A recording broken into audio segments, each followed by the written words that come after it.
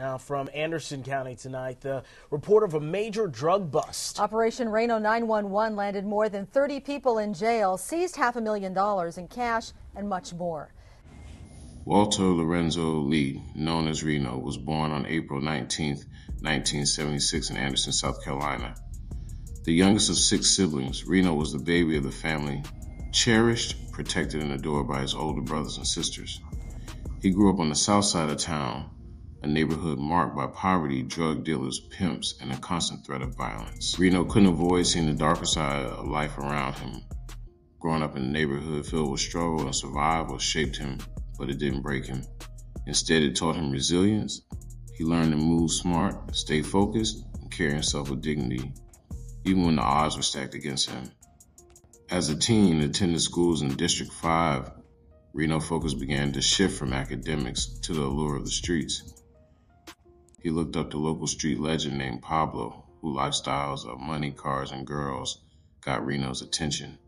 By the age of 15, Reno had dropped his academic pursuit and started selling weed in the school halls.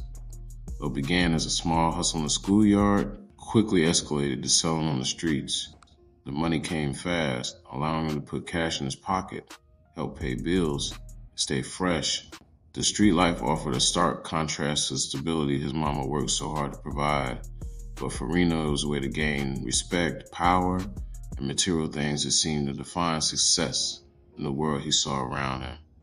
It was these years that Reno began to forge a path that would later define much of his life.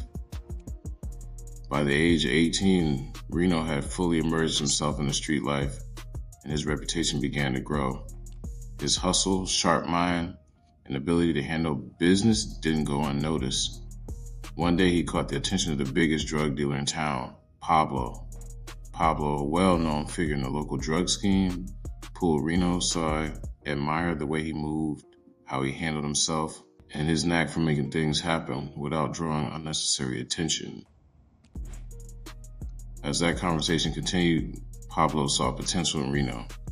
He appreciated the way the young man conducted business with respect, and he was impressed by his ambition. At that moment, Pablo offered Reno an opportunity. He told him he would front him a half a kilo cocaine as a trial, and an opportunity to see if Reno could move it and prove he had the ability to run a larger operation. For Reno, this was a turning point. It wasn't just about the money anymore. It was about proving himself in this dangerous world he stepped into. He accepted Palmer's offer, knowing that success in his new venture would take him to a different level of the game. With a half a kilo's possession, Ronald took his first step into a deeper, more lucrative, more dangerous world of drug trafficking. The trial run with Pablo proved to be a success, and from that point on, Reno's hold on the street began to grow. With his hustle and his sharp business mind, Reno quickly became a force to be reckoned with. He had a crew on each side of town. Now with multiple counties locked down, before long, his operations moving a kilo a week, an impressive feat that spoke to his skill and the trust he had earned from the people around him. With success came more than just money. It brought power and respect. Reno wasn't just another street dealer. He had become a kingpin in his own right. But as his influence expanded, so did the envy from others. Rival crews, seeing Reno's success, began to hate on him. The jealousy and competition turned into open conflicts. In the streets, once a space of calculated risk became a battleground. It didn't take long before the violence escalated. Tension between crews sparked fights in the nightclub, and it wasn't uncommon to hear gunshots echoing through the streets. As Reno grew in notoriety, so did the violence that followed him. The summer that ensued will go down as the most violent in the streets of Allison, with constant back and forth between rover crews, more fights, more shootings. The city was on fire. Everybody was trying to get the money in the territory. For Reno, it was a double-edged sword. He had everything he ever wanted: money, cars, clothes, and the respect of his crew in the streets. But the power came with a price. As the game grew hotter, so did the stakes. In 1997, Reno found himself in a situation that forced him to take matters into his own hands. He fronted a kilo of cocaine to an out-of-towner who refused to pay. What started as a business dispute quickly escalated, and Reno, not the one to back down for conversation, decided to take action. Things took a violent turn when Reno confronted the guy about the non-payment. The situation quickly spiraled out of control, leading Reno to shoot the guy 4 times. This act of casing landed Reno in jail. He was arrested and charged with assault and battery, with attempt to kill, and possession of a weapon during a violent crime. Reno pleaded guilty to all charges, and he was sentenced to 10 years, but he only served 3 after being released on parole and had to do 5 years of probation. After his release in the early 2000s, Reno returned to the block with a newfound sense of confidence and invincibility. Having served time and survived the legal system, he felt untouchable. His reputation as a shooter, as someone who wasn't afraid to take matters into his own hands, had only grown while he was incarcerated. And now, back in the street, he was at an all-time high. But with Reno being strategic, he knew he couldn't afford another violent charge. He already narrowly escaped the first one. Instead of resorting to his old habits, he began to recruit some of the most feared, notorious gangsters on the street. The first person he recruited was a young teen named Trigger Man. Trigger was feared in the streets, wanted to be a top shooter on the south side, a jack boy, and all-around fool. Then Reno recruited another young shooter by the name of Tutu. Tutu was known for keeping an extended clip on him at all times, and he'll let it rip even during the daylight. Now with the muscle in place, Reno then recruited some ambitious hustlers from Abilene County. Trenches was known for being young and fly. His unique ability to tap in with different races in all the small towns around South Carolina. Trenches then recruited Young Rue. Young Rue was a special hustler who was precise and strategic. He even had intel on how to evade law enforcement. Using lessons taught to him by his uncle made him the ultimate hustler. Young Rue then recruited the Bookie. The Bookie coming out of 506 to bricks, while many lessons while hour. His vice was gambling, playing cards, shooting dice, but mostly being an all-around hustler. He was also one of the coolest rappers around the area at the time. This crew began to call themselves the Black Mafia.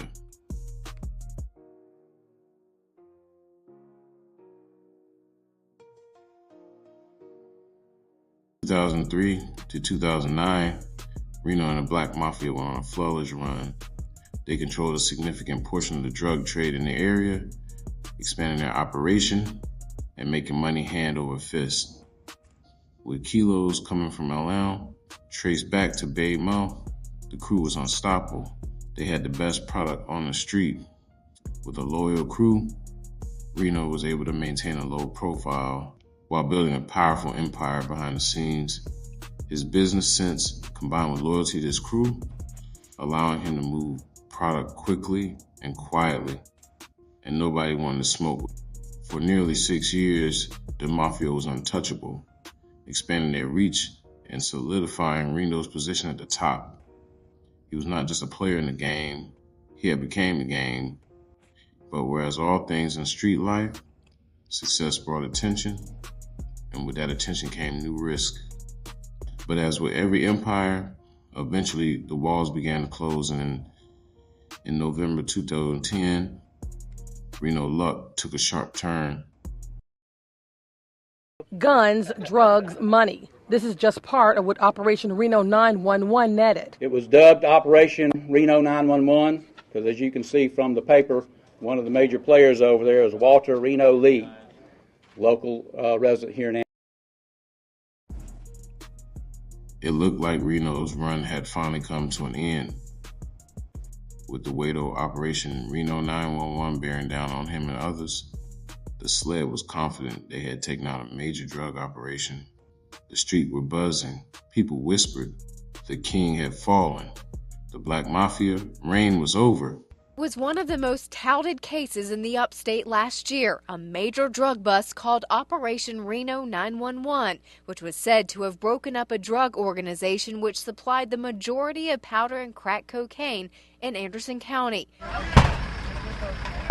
32 arrests, $500,000 in cash, and 4.5 kilos of cocaine all seized. But now the case against half of those suspects arrested has been dropped, all because of mistakes made by a sled agent. After being the charges from Operation Reno 911, Reno knew he had to move differently. The spotlight was too hot, and the sled had already made him the face of a major investigation. It was time to fall back and stay under the radar. Using money he had stashed away, Reno opened up a car wash and detailing shop, creating front that allowed him to stay in the mix without raising eyebrows. That long Ethel, he expanded by opening a car lot, flipping cars and staying busy. To the outside world, it looked like Reno had turned a corner, legit, clean, and focused on business. The money was steady, the respect was still there, but for a while, things seemed silent. Deep down, it wasn't the same. And after a couple of years of being quiet, Reno did what many thought he wouldn't. He got back in the game. Quietly, cautiously, but undeniably back. Reno's return to the game didn't go unnoticed for long. After building himself back up and quietly moving away again, law enforcement finally closed in. The new arrest was no minor charge, it was serious. This case had Reno staring down a minimum of 25 years in a federal prison. The evidence was stacked, the surveillance was airtight, and it wasn't playing. For the first time, Reno knew he couldn't beat it. He danced with the system before and came out clean, but now it felt like every escape had caught up with him. The walls was closing in and the options were few. Back into a corner, Reno made a decision that would shock everyone who ever knew his name. He did the unthinkable. Reno turned a witness for the federal government. He cooperated with the authorities and then testified against Pablo and Romeo, the same man who once fronted him his first real key, and Pablo's right-hand man. His testimony was explosive and was even reported in the local newspaper, marking the fall of three of the most powerful figures in the drug world. Reno pled guilty to federal charges, but in exchange for his cooperation, he was released on an ankle monitor until the day he would be sentenced. The man who was once untouchable, feared and idolized, now has become a shell of himself and an embarrassment. Everything had changed, and the king who once moved in silence now had a target on his back. Just days after the local newspaper ran the story about his testimony, Reno's worst fears became reality.